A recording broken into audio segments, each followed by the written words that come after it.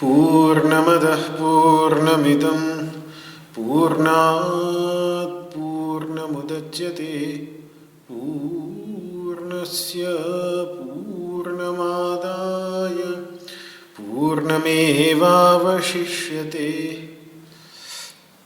ॐ शान्तिः शान्तिः शान्तिः। वसुदेवसुतं देवं कंसचाणूरमर्दनं देवकी परमानन्दं कृष्णं वन्दे जगद्गुरुं। सर्वोपनिषदो गावो दोग्धा गोपालनन्दनः पार्थो वत्सः सुधीर्भोक्ता दुग्धं गीतामृतं महत्। न कामयेऽहं गतिमीश्वरात् पराम् अष्टर्धियुक्तां पुनर्भवं वा आर्तिं प्रपद्येऽखिलदेहभाजाम् अन्तस्थितो येन भवन्त्यदुःखाः।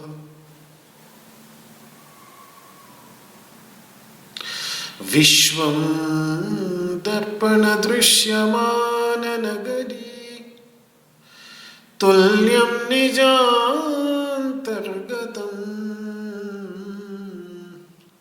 पश्यन्नात्मनि मायया बहिरिभूत् भूतं यथा निद्रया। यः साक्षात् कुरुते प्रबोधसमये स्वात्मानमेवाद्वयम् तस्मै श्रीगुरुमूर्तये नमः इदं श्रीदक्षिणामूर्तये।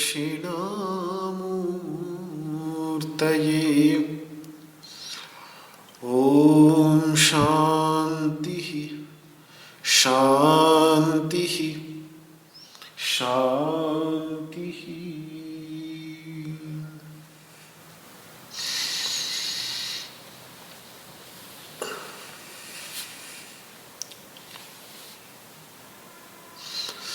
ओम नमो भगवते वासुदेवाय। श्रीमद् भगवद गीता के सांख्य योग नामक दूसरे अध्याय में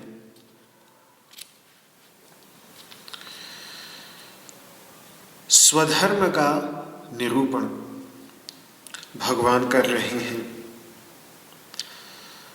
और किस प्रकार से स्वधर्म का पालन करना आवश्यक है और स्वधर्म को दृष्टि में रखकर ये जो स्वधर्म रूप धर्म युद्ध आ गया है सामने, इससे पीछे हटना किस प्रकार से अनुचित है, ये बात भगवान अर्जुन के सामने रख रहे हैं। कल जो अंत में 33वां श्लोक देखा, उसमें भगवान ने यही कहा कि ये जो धर्मानुकूल संग्राम है, इसको यदि तुम नहीं करते तो स्वधर्म भी छूटेगा और कीर्ति भी छूटेगी। जो इंद्र और किरात के वेश में आए हुए भगवान शिव जैसे देवताओं से तुमने जो युद्ध किया और युद्ध करके विजय तक भी प्राप्त की, खांडव प्रस्थ जलाते समय इंद्र और उनकी देवसेना आई तो उस तक को तुमने पलायन करने पर मजबूर कर दिया, तो उसके परिणाम स्वरूप जो तुम्हारी बड़ी भारी कीर्ति है, इंद्रकील पर्वत पर तपस्या करते समय तुम्हारी परीक्षा करने के लिए किरात वेश में भगवान शिव आए, उनके साथ तक तुमने युद्ध किया और वे परम प्रसन्न हुए, बदले में प्रसन्नता के कारण पाशुपतास्त्र दे के गए। तो इस सब के परिणाम स्वरूप जो तुम्हारी कीर्ति है, उस कीर्ति को खोकर तुम्हें अर्जुन पाप ही लगेगा। इस पर एक प्रश्न उठ सकता था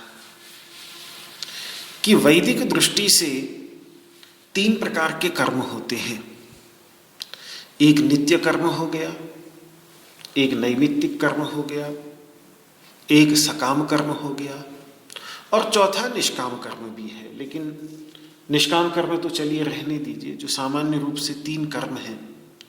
नित्य कर्म हो गए जो काम रोज करना ही करना है, जैसे एक बार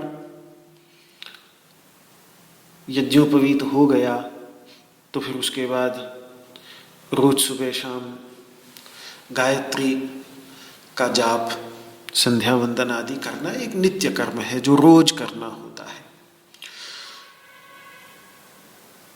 एक होता है नैमित्तिक कर्म, एकादशी आ गई तो उपवास कर लिया, एकादशी के निमित्त से। कृष्ण जन्माष्टमी आ गई तो भगवान श्री कृष्ण का जन्म मना लिया, रामनवमी आ गई तो भगवान राम। ये नित्य नैमित्तिक कर्म ऐसे हैं जो करने ही चाहिए। इनमें विशेषकर साधना के पथ पर चल रहा व्यक्ति, अंतःकरण की शुद्धि के इच्छुक व्यक्ति को ये कर्म करने ही चाहिए। हाँ, काम्य कर्म का परित्याग कर सकता है। काम्य कर्म का अर्थ होता है सकाम कर्म, क्योंकि सकाम कर्म तो व्यक्ति तभी करेगा जब उसके अंतर्गत वो कामना होगी।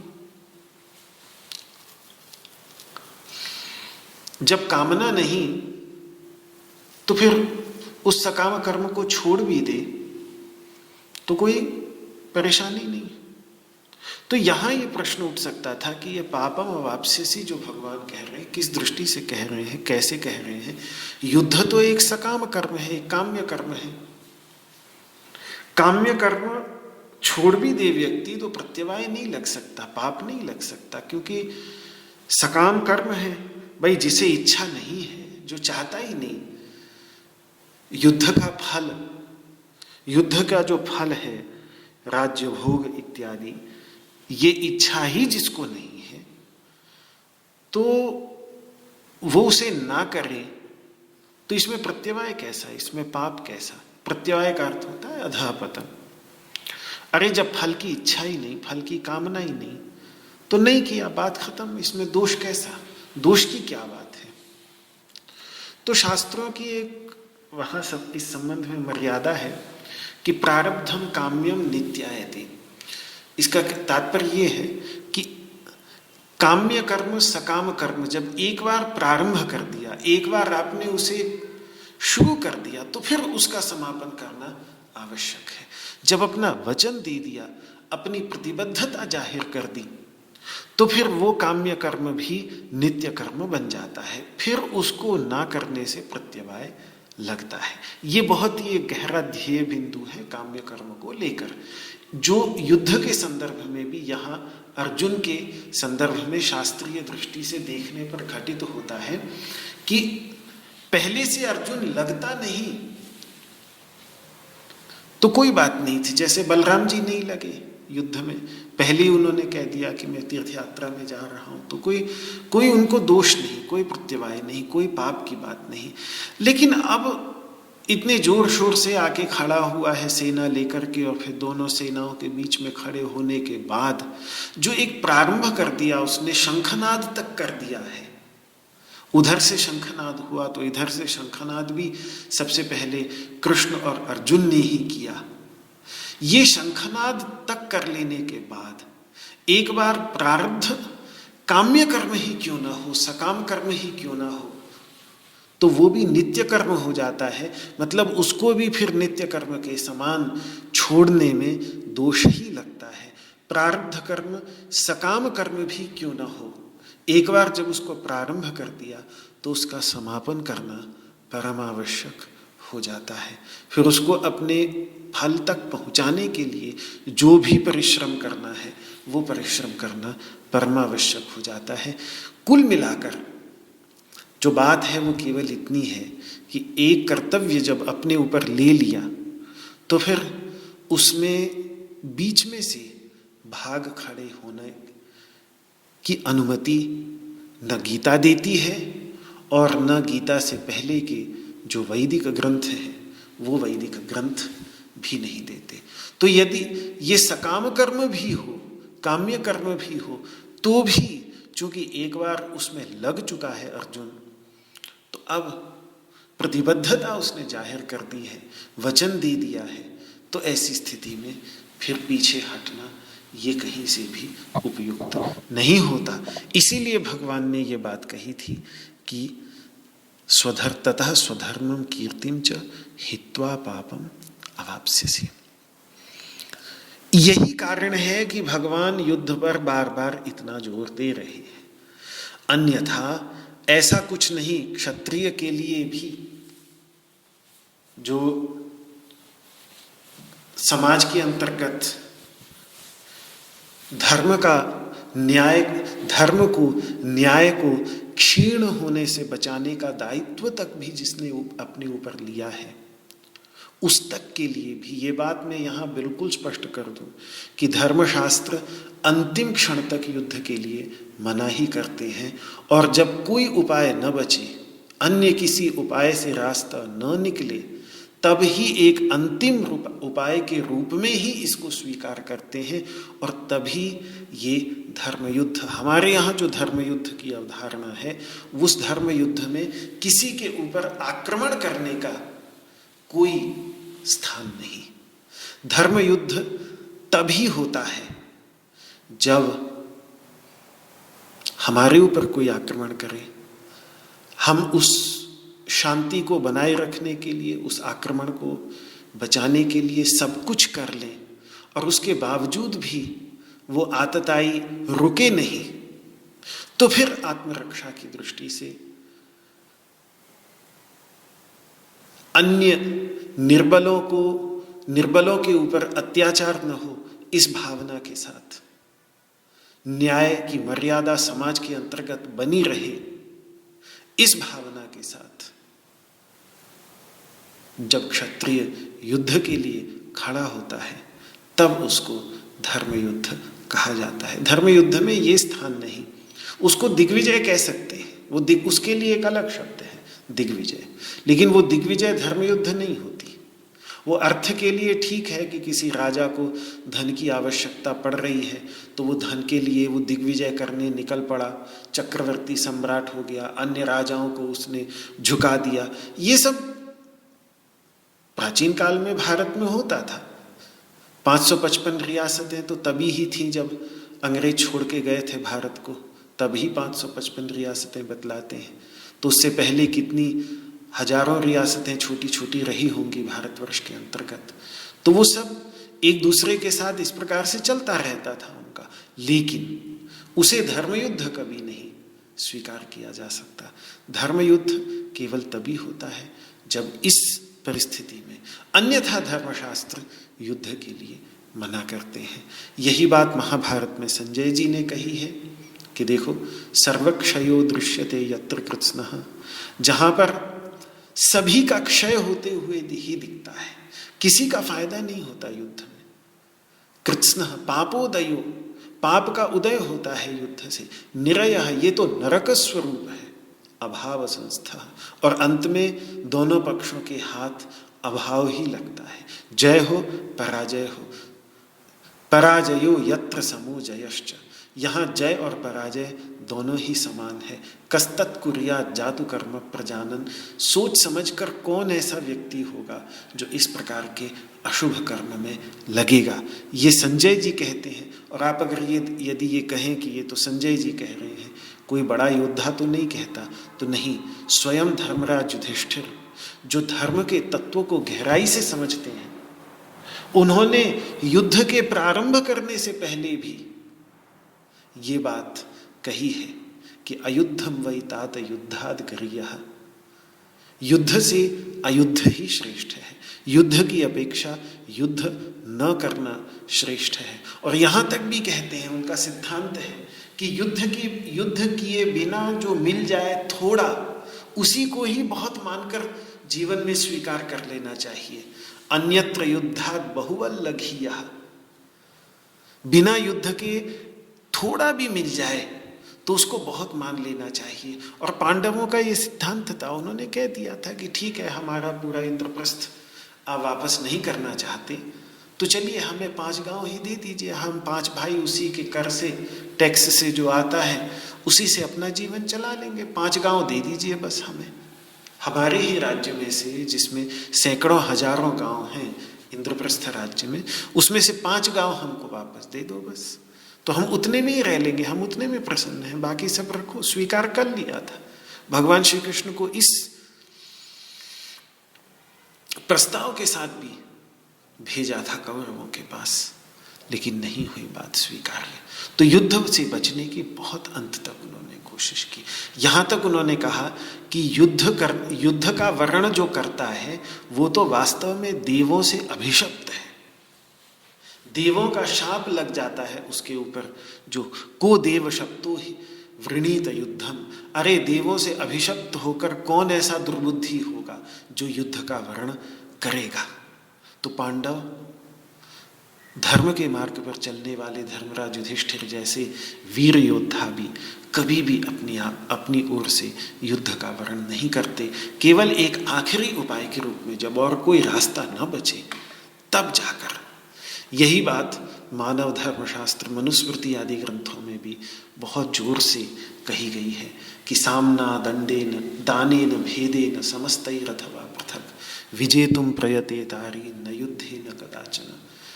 साम दान दंड भेद, इन सब से जीतने का प्रयास करना चाहिए। समझा कर करो, दान कुछ दे दो, फोड़ दो, एक फोड़ पैदा कर दो एक दूसरे में, लेकिन युद्ध मत करो। युद्ध से बचने की पूरी कोशिश करो। क्यों? क्योंकि अनित्यो विजयो यस्मात् दृश्यते युध्यमानयोः, युद्ध करने के बाद जो विजय होती है वो अनित्य होती है। वैर हमेशा के लिए बना रहता है, पराजय भी अनित्य है और विजय भी अनित्य है। कब कौन युद्ध कर दे और किसकी विजय हो जाए और किसकी पराजय हो जाए, ये निश्चित करना बड़ा मुश्किल होता है। इसीलिए तस्माद् युद्धम विवर्जयेत्। फिर कहते हैं कि अगर ये उपाय, अन्य उपाय कर लेने के बाद भी न रास्ता निकले, त्रयाणाम अप्युपायानाम पूर्वोक्तानाम असंभवे, ये पीछे के कहे हुए जो उपाय मनु जी बतला रहे हैं, जो सर्वप्रथम राजा है इस मानवीय प्रजा की, इक्ष्वाकु को विधिवत सबसे पहले राजपद पर राज्याभिषेक करके उनके पुत्र को बैठाया गया था।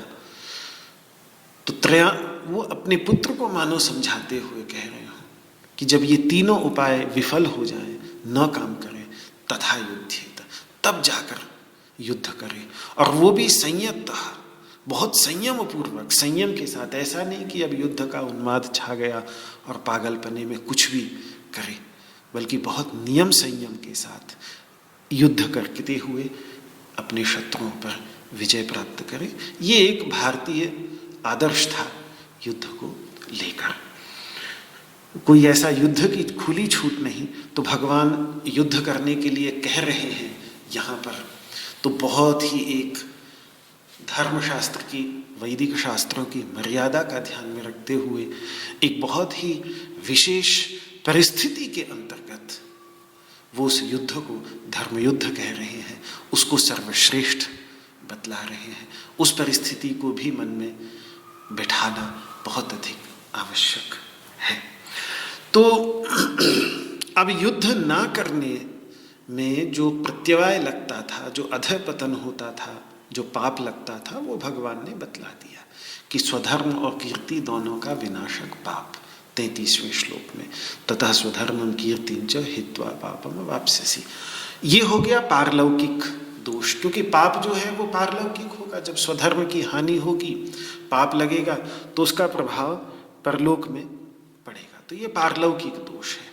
अब ऐहिक दोष भी इस संसार में जो दोष अनुभव में आएगा, केवल ऐसा नहीं कि मृत्यु के बाद परलोक में जाकर ही उसका दोष पता चलेगा, इस संसार में भी उसका दोष साफ साफ दिखेगा। इस संसार में दोष ये दिखेगा कि अपकीर्ति स्पष्ट होगी, अपकीर्ति होगी, दुष्कीर्ति होगी, बदनामी होगी। तो वो बदनामी का भय भगवान अगले 3 श्लोकों के अंतर्गत किस प्रकार से कीर्ति की हानि होगी वो भी भगवान बतलाने जा रहे हैं। 2 अध्याय का 34वां श्लोक। अकीर्तिं चापि भूतानि कथयिष्यन्ति ते व्ययाम् संभावितस्य चाकीर्तिर् मरणादतिरिच्यते। अकीर्तिं चापि भूतानि कथयिष्यन्ति ते व्ययाम् संभावितस्य चाकीर्तिर् मरणादतिरिच्यते। अकीर्तिं चापि भूतानि कथयिष्यन्ति ते व्ययाम् संभावितस्य चाकीर्तिर् मरणादतिरिच्यते।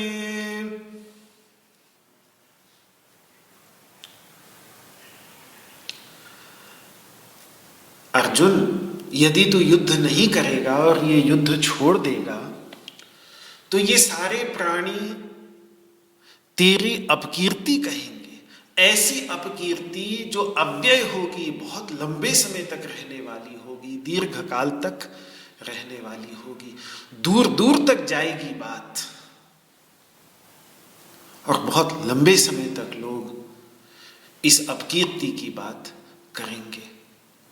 कथयिष्यन्ति, कहेंगे, बड़ी बड़ी सभाओं में बैठकर कहेंगे कि देखो कितना बड़ा पापी था ये, जो इसने अपना स्वधर्म छोड़ दिया। सही समय आने पर सेना के बीचों बीच, दोनों सेनाओं के बीचों बीच खड़ा था, शंखनाद कर दिया था, और उसके बाद भी युद्ध भूमि को छोड़कर भाग गया।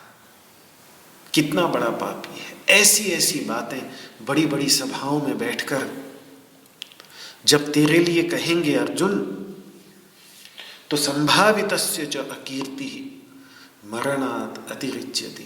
जो संभावित व्यक्ति है, संभावित का अर्थ होता है प्रतिष्ठित, सम्मानित, आदरित। समाज में जिसकी प्रतिष्ठा है उसको संभावित कहते हैं। समाज में सब जिसका सम्मान करते हैं, आदर करते हैं, वो संभावित है। हिंदी में एक शब्द है संभ्रांत, संभ्रांत परिवार का। ये शब्द मुझे हमेशा बड़ा आश्चर्यजनक लगता है। शायद स्वामी अखंडानंद जी ने भी ये बात कही, तब तो मुझे और भी पक्का हो गया ये बड़ा ही विचित्र शब्द है, क्योंकि संभ्रांत हम आजकल हिंदी में कह देते हैं कि वो बड़े ही संभ्रांत परिवार का है, मतलब बहुत ही सम्मानित परिवार का है, प्रतिष्ठित परिवार का है। लेकिन ये शब्द मुझे कभी आज तक समझ में नहीं आया, क्योंकि संभ्रांत का वैसे सीधा सीधा अर्थ होता है, एक तो हो गया भ्रांत, भ्रांत मतलब भ्रांति, भ्रांति से युक्त को भ्रांत कहते हैं। और संभ्रांत का और भी कि जो बिल्कुल ही जिसकी बुद्धि घूम गई हो, जो इतना घबरा गया हो, इतना उद्वेग में आ गया हो, उसको कहते हैं बिल्कुल ही दिमाग ही घूम गया हो उसका, तो उसको संस्कृत में संभ्रांत कहा जाता है। भ्रम धातु से है, घूमने अर्थ में। संभ्रांत का अर्थ कभी भी सम्मानित प्रतिष्ठित हो ही नहीं सकता। तो कैसे ये हिंदी में हम लोग इस शब्द का प्रयोग कर लेते हैं सम्मानित और प्रतिष्ठित अर्थ में, ये मुझे बड़ा आश्चर्य होता है। वास्तव में मुझे ये लगता है कि शब्द तो ये है संभावित, क्योंकि संभावित का अर्थ होता है कि जिसके प्रति लोगों की एक सम्मान की भावना है, जिसके प्रति लोगों की प्रतिष्ठा की, सम्मान की, आदर की भावना है, उसको संभावित कहते हैं। तो शब्द तो था वास्तव में संस्कृत का संभावित, और वो संभावित की जगह हिंदी भाषा में संभ्रांत शब्द चल पड़ा है। संभ्रांत परिवार का नहीं, संभ्रांत परिवार का तो उल्टा अर्थ हो जाएगा कि भ्रांति से ग्रसित, घबराए हुए परिवार का सदस्य, उद्विग्न परिवार का सदस्य। बोलना चाहिए संभावित परिवार का सदस्य। लेकिन चल पड़ता है कोई शब्द तो लोग कभी कभी बिना सोचे उसी अर्थ में उस शब्द का प्रयोग करने लगते हैं।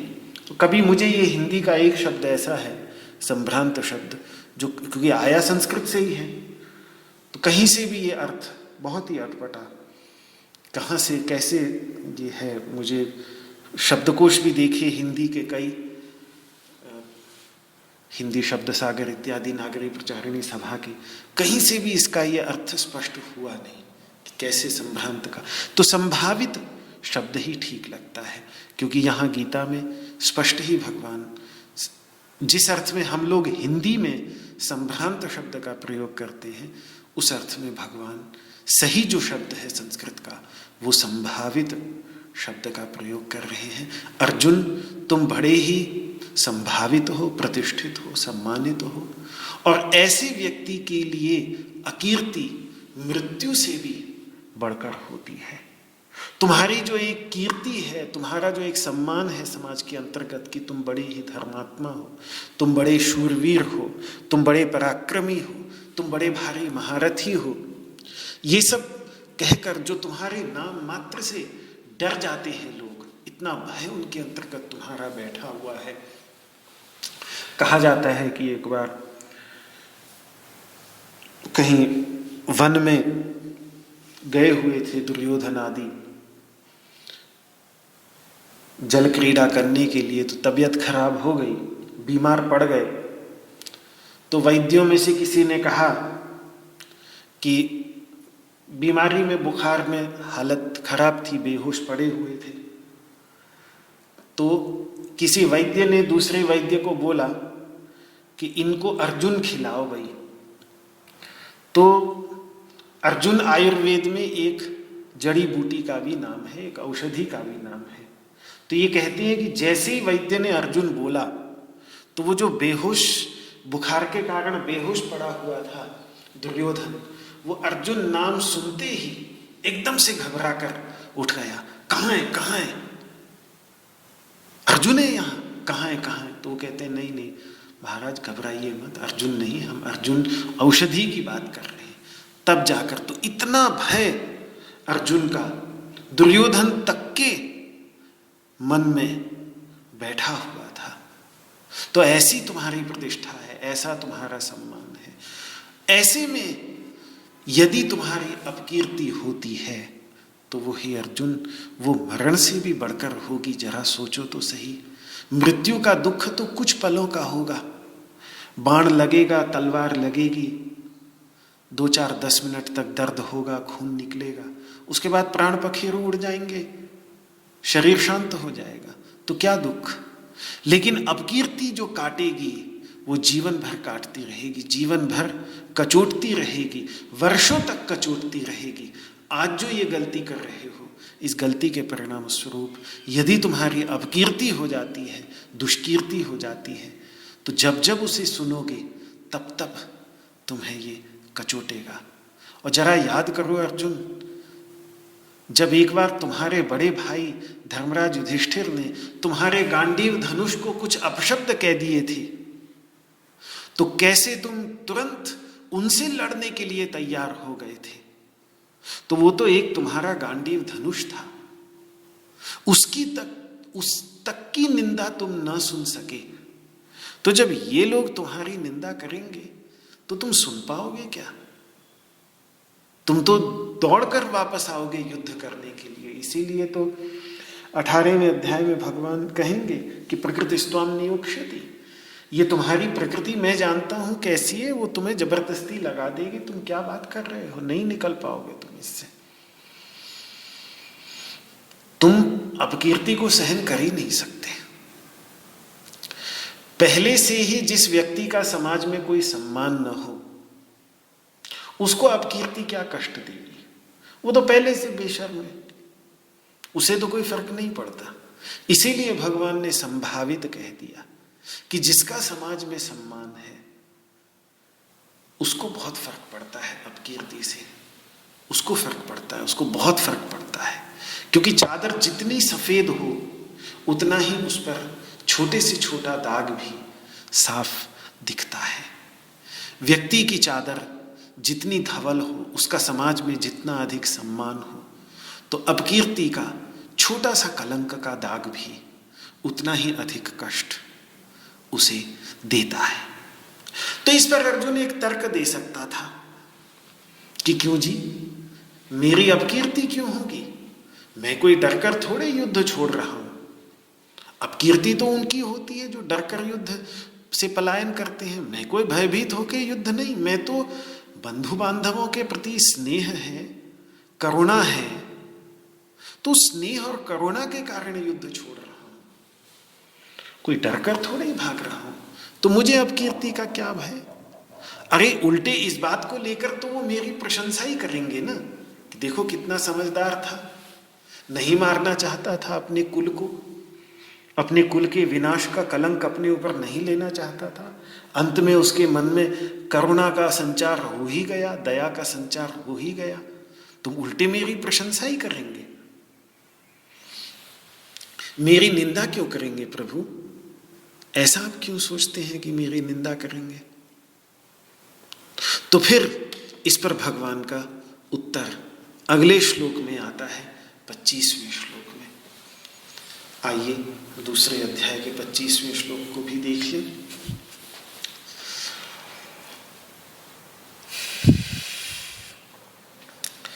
भयाद्रणादुपरतं मंस्यन्ते त्वां महारथाः। संख्या थोड़ी मैंने गलत बतला दी, क्षमा करें। 25वां नहीं 35वां मुंह से गलत निकल गया। दूसरे अध्याय का 35वां श्लोक। भयाद्रणादुपरतं मंस्यन्ते त्वां महारथाः येषां च त्वं बहुमतो भूत्वा यास्यसि लाघवम्। भयाद्रणादुपरतं मंस्यन्ते त्वां महारथाः येषां च त्वं बहुमतो भूत्वा यास्यसि लाघवम्। भयाद्रणादुपरतं मंस्यन्ते त्वां महारथाः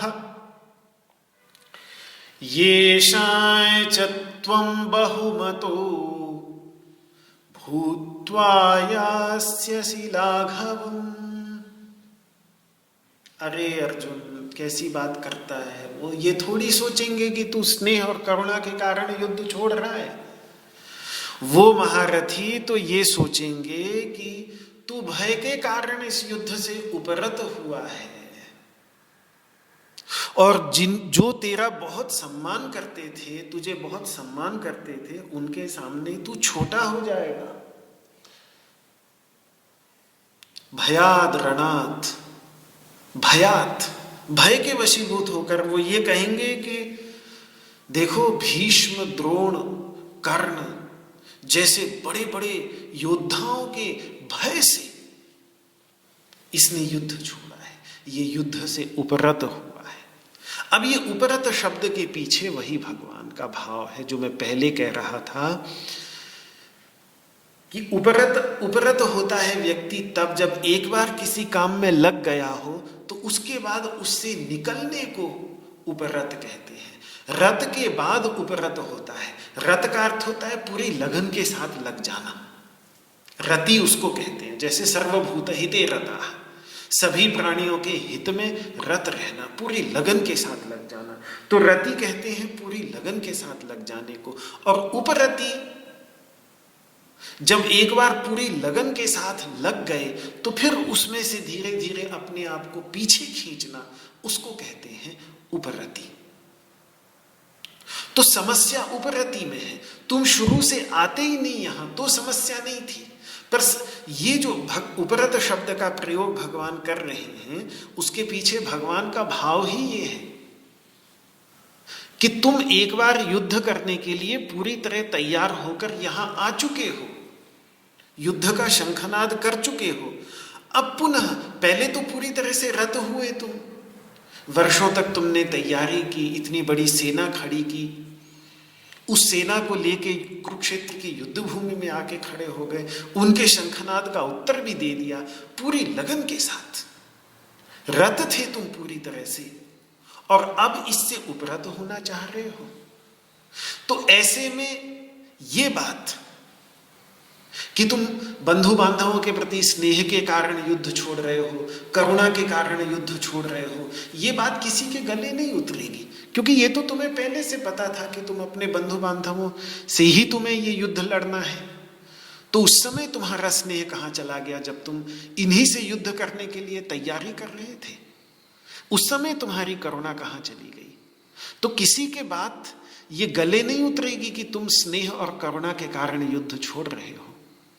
वे तो यही कहेंगे कि यदि ये सचमुच में स्नेह और करुणा के कारण ही युद्ध छोड़ रहा है तो फिर आया ही क्यों? यहां तक कि अब हम दोनों सेनाओं के बीच में खड़े हैं, तुमने इच्छा ये जाहिर की थी कि जरा देखूं कौन कौन है जिनसे मुझे युद्ध करना है, तो तुम एक सिंहावलोकन करने के लिए दोनों सेनाओं का यहां बीच में आए। अब तक तो तुम्हारे मन में कोई विचार स्नेह और करुणा का आया नहीं, अब अचानक स्नेह और करुणा का विचार किसी के गले में नहीं उतरेगी बात।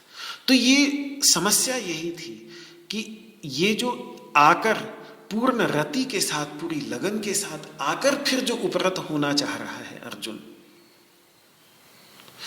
वो समस्या की जड़ है। वो निश्चय ही ये सोचेंगे, मनस्यन्ते त्वांग महारथाः भयाद् रणात्, वे बड़े बड़े दुर्योधन, कर्ण आदि महारथी यही सोचेंगे कि इतनी बड़ी अपनी सेना से बड़ी सेना देखकर, इसकी 7 अक्षौहिणी सेना है, सामने की शत्रु सेना 11 अक्षौहिणी है, लगभग दुगनी है, और ऊपर से उसमें इतने बड़े बड़े महारथी, इन सबको एक स्थान पर देखकर ये घबरा गया, और घबरा जाने के कारण हुआ है ऐसा ये लोग सोचेंगे। ये लोग ये कभी नहीं सोचेंगे, मानेंगे ही नहीं इस बात को कि तुम स्नेह और करुणा के कारण युद्ध छोड़ रहे हो सकता है भीष्म द्रोण मान लेंगे इस बात को, क्योंकि उनका तुम्हारे प्रति प्रेम है, वो अंदर तुम्हारी भावनाओं को समझते हैं, तुम उनके पुत्र की तरह हो, तुम्हारे हृदगत भावों को वो समझते हैं, तो वो दोनों समझ लेंगे, तुम्हारे पितामह और तुम्हारे गुरुदेव,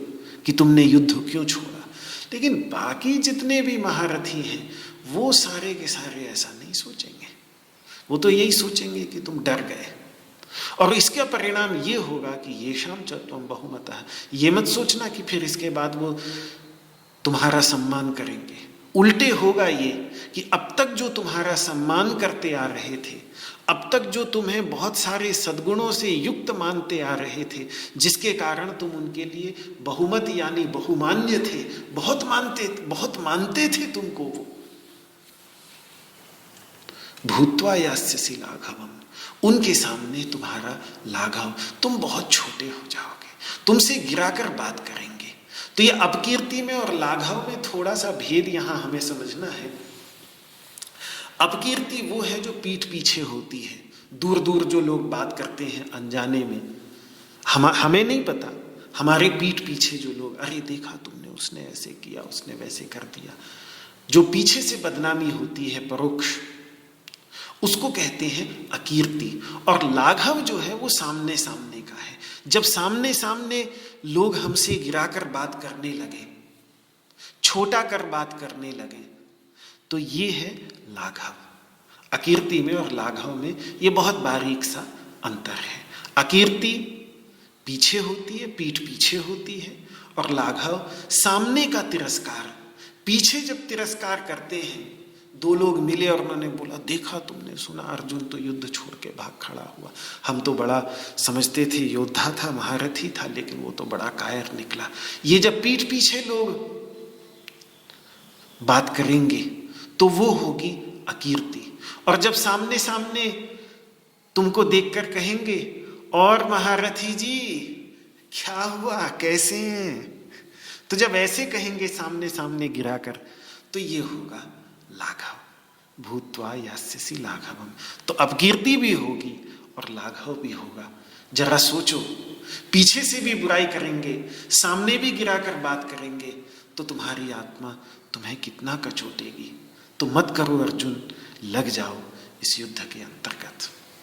अच्छा, महारथी भी दो प्रकार के हैं। एक तो मध्यस्थ हैं, जिनको ज्यादा कोई मतलब नहीं, न इधर के न उधर के,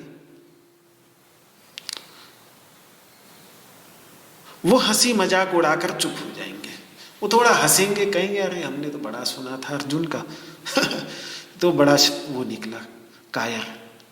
और ज्यादा ज्यादा तुम्हारा सम्मान उनकी दृष्टि में थोड़ा कम हो जाएगा।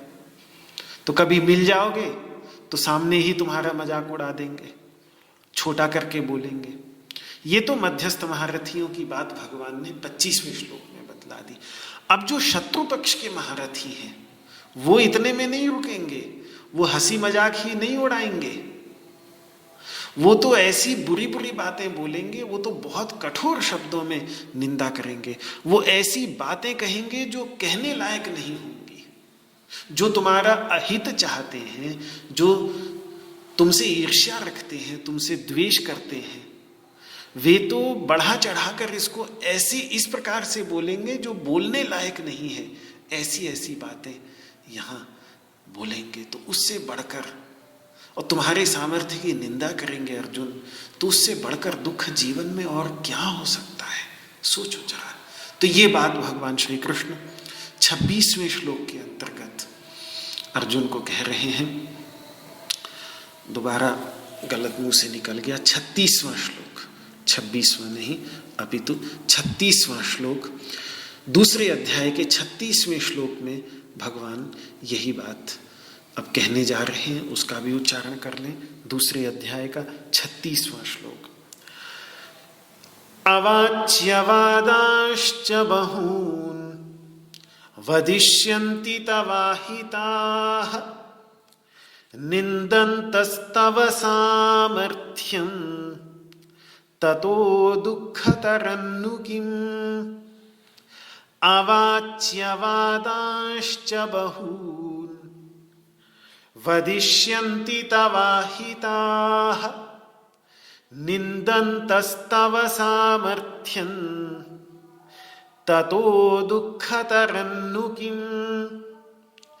अवाच्यवादाश्च बहून् वदिष्यन्ति तवाहिताः निन्दन्तस्तव सामर्थ्यं ततो दुःखतरन्नु किम्।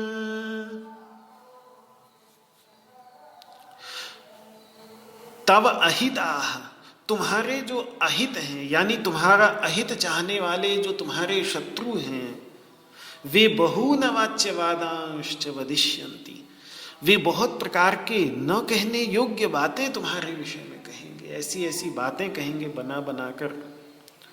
और निंदन्तस्तव सामर्थ्यम, और तुम्हारी जो सामर्थ्य है उस तुम्हारी सामर्थ्य की निंदा करेंगे अर्जुन। वो कभी ये नहीं कहेंगे कि इसके अंतर्गत बड़ा कुल के प्रति स्नेह और करुणा के भाव जागृत हुए, मैत्री और करुणा इसके अंतर्गत उत्पन्न हुई, अहिंसा के भाव जागृत हुए, ये सब नहीं कहेंगे। वो तो तुम्हारे सामर्थ्य की सभी प्रकार से निंदा करेंगे। इससे अच्छा है युद्ध में लग जाओ, मर भी जाओगे तो कुछ क्षणों में बात तो खत्म होगी। ये जिंदगी भर तिल तिल करके मरने से तो ये बेहतर ही होगा। तो अर्जुन ततो दुखतरम नुकिम, उससे दुखतर, उससे अधिक दुखदाई और क्या हो सकता है। देखो समाज तो कुछ ना कुछ तो बोलेगा, हर स्थिति में बोलेगा, ये बात पक्की है। वो बड़ी प्रसिद्ध कथा है कि एक गधे के साथ पिता पुत्र जो चले, हम सब ने बचपन से वो कथा सुनी ही है, कोई उसको सुनाने की आवश्यकता नहीं। लेकिन कुछ भी कर लिया, दोनों गधे पर चढ़े थे, तब भी समाज ने यही कहा कि गधे को मारेंगे क्या। गधे के साथ साथ पैदल जा रहे थे, तब भी समाज ने बोला कि देखो गधा साथ है और फिर भी दोनों पैदल जा रहे हैं। पिता गधे पे बैठ गया तो समाज ने कहा कि देखो निर्मम पिता है, बेटे को पैदल चला रहा है, खुद मजे से गधे पे बैठा हुआ है। बेटे को बैठा दिया गधे पे तो समाज कहने लग गया कि देखो कैसा कलयुगी पुत्र है, अपने पिता को पैदल चला रहा है, खुद गधे पे मजे से जा रहा है। तो अंत में उनके पास रास्ता यही बचा कि उन्होंने गधे को एक बांस से उल्टा लटकाया और अपने कंधे पर रख लिया। तब जो उनकी जग हंसाई हुई वो तो उसका तो कहना ही क्या। पर कैसे भी कर ले व्यक्ति, समाज कुछ ना कुछ बोलेगा जरूर, ये सुनिश्चित है। तब उसमें ऐसा चुनना चाहिए जिसमें सबसे कम दुख हो।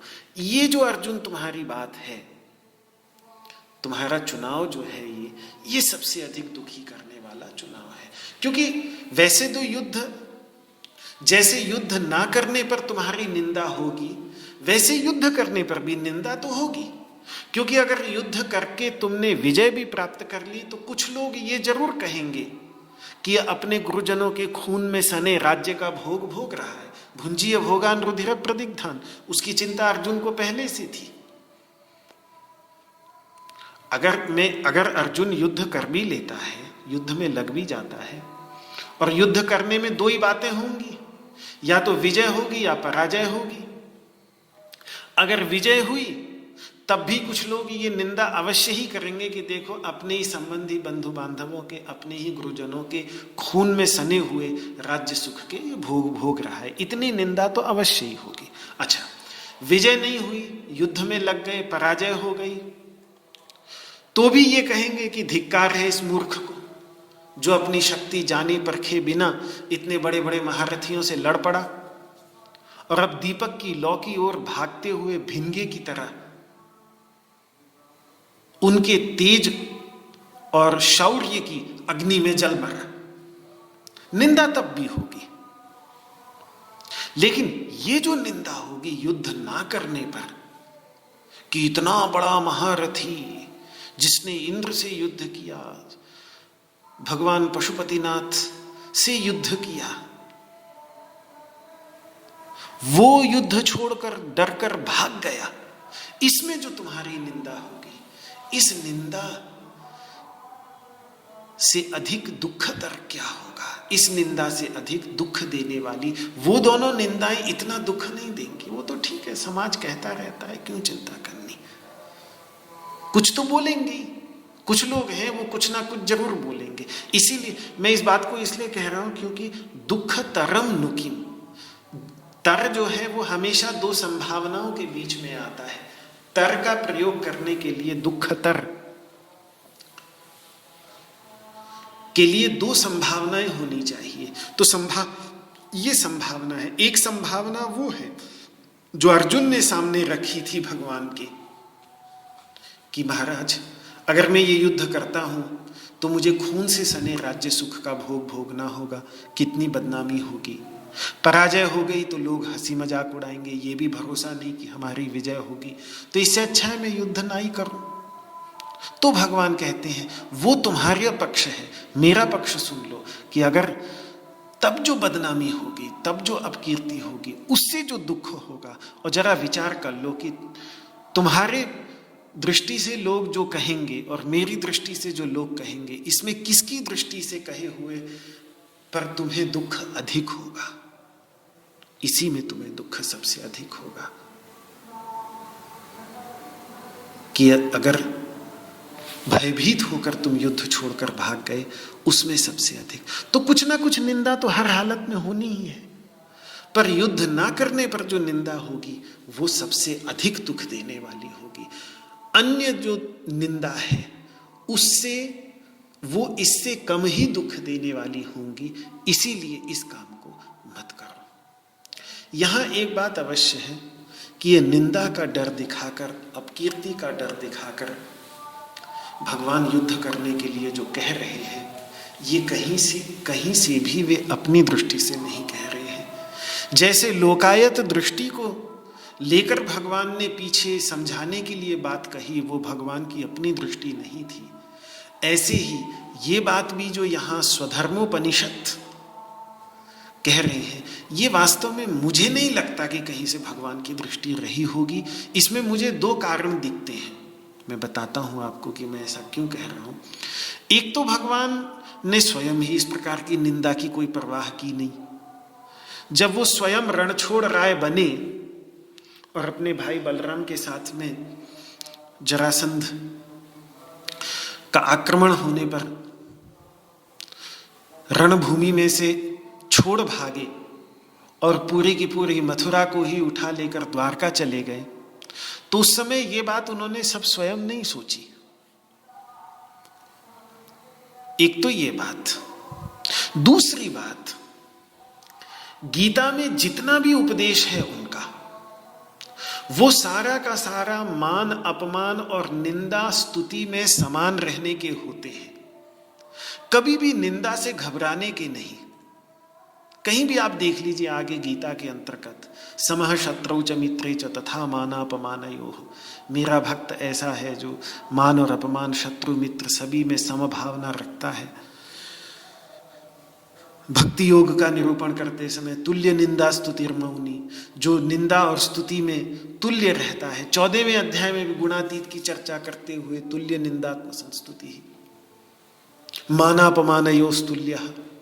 तो भगवान का आदर्श तो वो है जो निंदा स्तुति में सम रहता है। उस आदर्श को लेके चल रहे हैं गीता में, और स्वयं उस आदर्श का पालन भगवान श्री कृष्ण करते हैं। इसीलिए ऐसा नहीं कि वो जरासंध से डरकर भागे थे, उनको ये था कि उन्हें सुरक्षा प्रदान करनी थी, उन्हें मथुरा की जनता को सुरक्षित द्वारका पहुंचाना था। तो इन सब भाव के एक समझ के साथ, पूरी योजना के साथ वो पहले रण में गए और फिर वहां से भागे। और इसमें अगर कोई निंदा स्तुति करे तो करे, वो तो तुल्य निंदा स्तुति है, गुणातीत है, उनके लिए निंदा और स्तुति में क्या फर्क पड़ता है। तो निंदा हुई भी नहीं, उनका तो जयकारा लगता है, रणछोड़ राय की जय। तो ये बात यहां पर जो भगवान कह रहे हैं वो वास्तव में एक पारमार्थिक दृष्टि से नहीं ये बात कही जा रही है। जो गीता की पारमार्थिक दृष्टि है वो निंदा स्तुति में समान होने की ही है। ये श्लोक अर्जुन को समझाने के लिए है, लौकिक दृष्टि से दिए हुए उपदेश है, पारमार्थिक दृष्टि से, आध्यात्मिक दृष्टि से नहीं। हाँ, इतना बात जरूर है कि स्वधर्म को लेकर जो भगवान कहेंगे कि भाई स्वधर्म को छोड़ना कहीं से भी ठीक नहीं है, ये बात तो भगवान बिल्कुल अंत तक 18वें अध्याय तक इस बात पर बार बार जोर देंगे। लेकिन ये जो डर दिखा रहे हैं निंदा स्तुति का, ये भगवान की दृष्टि से नहीं ठीक जचता, क्योंकि भगवान तो इससे ऊपर उठने का उपदेश आगे शेष गीता के अंतर्गत, हाँ, स्वधर्म को छोड़ना कहीं से भी भगवान को स्वीकार्य नहीं है। वही कर्मयोग का मूलभूत सिद्धांत है और वो भगवान स्वयं अपने जीवन के अंतर्गत उसका पालन करते हुए देखते हैं। एक और श्लोक है, उसके बाद ये उपनिषद जो स्वधर्मोपनिषद के 7 श्लोक हैं ये समाप्त हो जाएंगे। उसके बाद एक नया प्रसंग, निष्काम कर्मोपनिषद का प्रसंग, निष्काम कर्म की उपनिषद का प्रसंग प्रारंभ होगा। तो 2-3 मिनट बचे हैं, इस 37वें श्लोक को भी देख लें दूसरे अध्याय के लिए, जिसमें इसी बात को समेटा है भगवान ने और युद्ध के लिए निश्चय करके खड़े होने की प्रेरणा अर्जुन को दी है। इस श्लोक का भी उच्चारण कर लें। 37वां, हतो वा प्राप्स्यसि स्वर्गं जित्वा वा भोक्ष्यसे महीम् तस्मादुत्तिष्ठ कौन्तेय युद्धाय कृतनिश्चयः। हतो वा प्राप्स्यसि स्वर्गं जित्वा वा भोक्ष्यसे महीम् तस्मादुत्तिष्ठ कौन्तेय युद्धाय कृतनिश्चयः। हतो वा प्राप्स्यसि स्वर्गं जित्वा वा भोक्ष्यसे महीम् तस्मादुत्तिष्ठ कौन्तेय युद्धाय कृतनिश्चयः। अरे अर्जुन, स्वधर्म का पालन करो, मारे गए तो निश्चित स्वर्ग में जाओगे और जीत गए तो इस पृथ्वी के राज्य को भोगोगे। भोक्ष्यसे के 2 अर्थ हो सकते हैं, भोगना भी अर्थ हो सकता है और पालन करना भी अर्थ हो सकता है, क्योंकि भुज धातु दोनों ही अर्थ में है। भुज पालन अभ्यवहारयोः, पालन में जैसे तेन त्यक्तेन भुंजीथा ईशावास्योपनिषद में, त्याग से अपना पालन करो, या सहनाववतु सहनौ भुनक्तु, हमारा साथ साथ पालन करें। तो इनमें खाना भोगना अर्थ नहीं होता, अपितु पालन करना अर्थ होता है। तो यहां यह भी अर्थ हो सकता है कि मर गए तो स्वर्ग को प्राप्त करोगे और जीत हो गई तो पृथ्वी का पालन करोगे, पृथ्वी पालक बनोगे, सम्राट बनोगे, चक्रवर्ती साम्राज्य प्राप्त होगा। तस्मादुत्तिष्ठ कौन्तेय, इसीलिए हे कुंती पुत्र अर्जुन, अपनी मां की ही लाज रखो और खड़े हो जाओ। उत्तिष्ठ, खड़े हो जाओ युद्ध के लिए। मानो हाथ पकड़ लिया हो भगवान ने कि खड़े हो, खींच रहे हो ऊपर। कृत निश्चय, निश्चय कर लो बस क्या करना है, खड़े हो जाओ। बहुत कोशिश की खड़ी करने की, लेकिन नहीं हुए अर्जुन। लगा उन्हें कि अब इसका विषाद समाप्त नहीं हो रहा है। इन सब बातों से अर्जुन नहीं माना, तो अब उसे समत्व का उपदेश करने जा रहे हैं। यह बात मैंने पहले भी कही थी कि गीता का प्रारंभ अर्जुन के विषाद से है। उस विषाद का यदि कोई एक मुख्य समाधान गीता में है तो वो है समत्व भावना। विषाद आता है विषमता से, जैसे जैसे वो विषमता समाप्त होती जाएगी, जीवन के अंतर्गत 3 प्रकार के समत्व जो सूर्य भगवान सिखाते हैं हमें, समत्व कह लीजिए, साधुता कह लीजिए, जो सम है वही साधु है, ऐसा वेद का उपदेश है।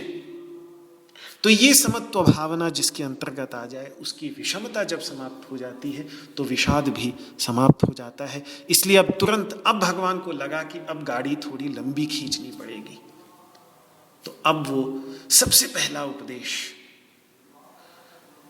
जो उसके विषाद को समाप्त करने के लिए करने जा रहे हैं, वो समत्व भावना का उपदेश है।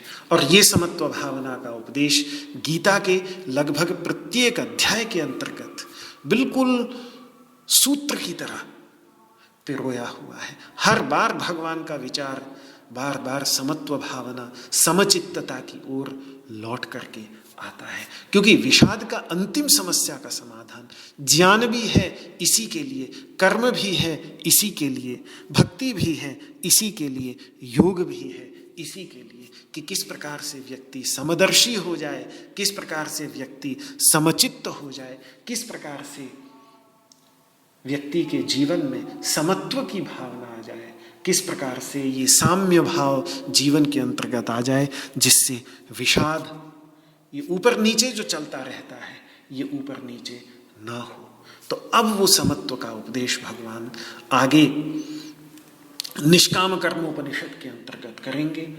इन 7 श्लोकों को 31वें श्लोक से लेकर 37वें श्लोक को संतजन स्वधर्मोपनिषद कहते हैं। अब आगे निष्काम कर्मोपनिषद आएगी, उसका विचार फिर मैं आपके सामने पुनः कल से प्रस्तुत करूंगा। आज इस वाक पुष्पांजलि को भगवान श्री कृष्ण के श्री चरणों में समर्पित करता हूं।